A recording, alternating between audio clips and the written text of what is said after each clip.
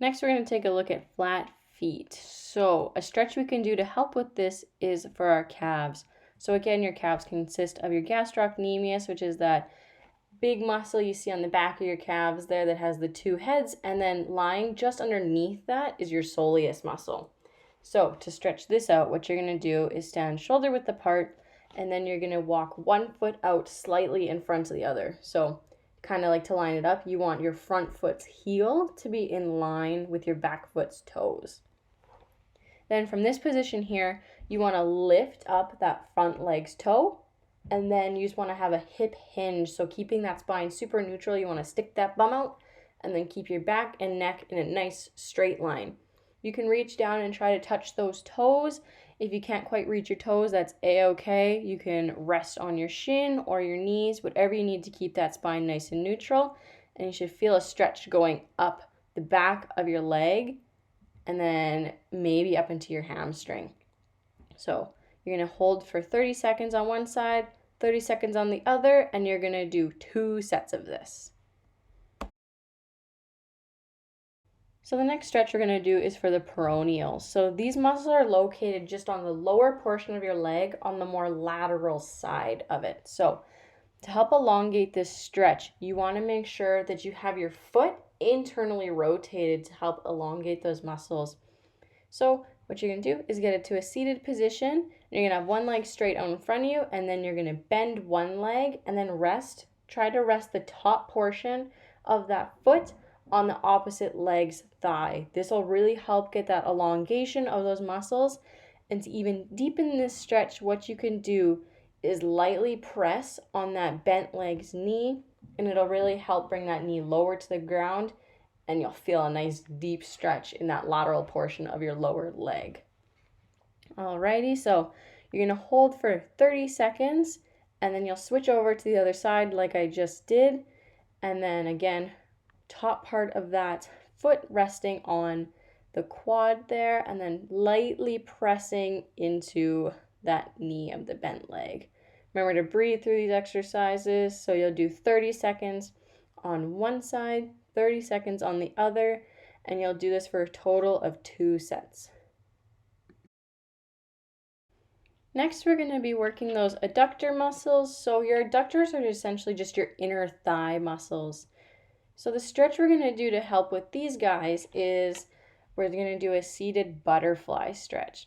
What you want to do is get in a nice comfortable position, sitting on your bum, and then you want to bend your knees and bring the bottoms of your feet together, and then pull your feet towards your body. So try to bring those heels as close to your body as you possibly can. And then from here, you just want those knees to fall to the side. If you need a little help getting them down, what you can do is with your elbows, just ever so slightly push on those knees. You don't want to force anything though. It should feel pretty natural.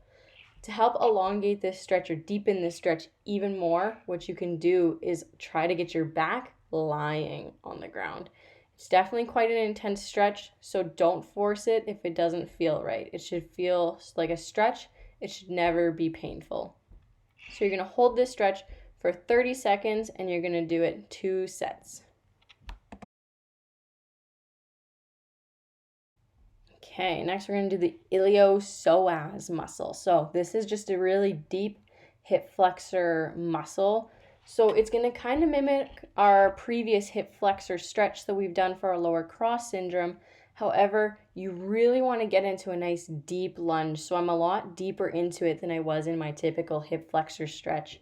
I'm still feeling that nice stretch in the front of my hips and going down to my quads. And you still really want to make sure that you're squeezing that back glute and that it's rolled underneath. Another way you can even deepen this stretch is trying to lift that rear foot off the ground and grab it with that hand. It is a tough one though. You need some balance to do this, so make sure your core is properly engaged during this movement. So again, get nice and deep into that stretch like I am right there. And you're going to hold this for 30 seconds. Okay, so you can either do this stretch here, or you can do the stretch with your rear foot elevated like it was previously shown and is going to be shown in another second here. So you can either hold these stretches for 30 seconds And then you're going to switch over to the other side, do the exact same thing, and then you're going to do this for 2 sets. So again, 30 seconds on one side, 30 seconds on the other side for 2 sets total. Alrighty, next we're going to hit those pesky hamstring muscles. So what you're going to do to get set up for this is lying flat on the ground in a nice supine position, meaning that you're laying with your tummy up and your back on the ground. You're going to have both legs extended out in front of you, and you want to make sure both hips are firmly pressed into the ground. You don't want one hip to be higher up than the other or vice versa. What you're going to do now is you're going to lift one leg up in the air and you're going to interlock your fingers and grab behind that knee. The biggest thing with this is you want to make sure that that leg that's straight up in the air is straight. You don't really want to have a bend in that knee, and you also want to make sure that your foot is flat to the roof like I just showed there. You also want to make sure that the leg that's still extended out on the ground has the knee firmly planted into the ground, and you want that toe to also be pointed to the roof as well. So again, you hold for 30 seconds on one side, 30 seconds on the other side for 2 sets total.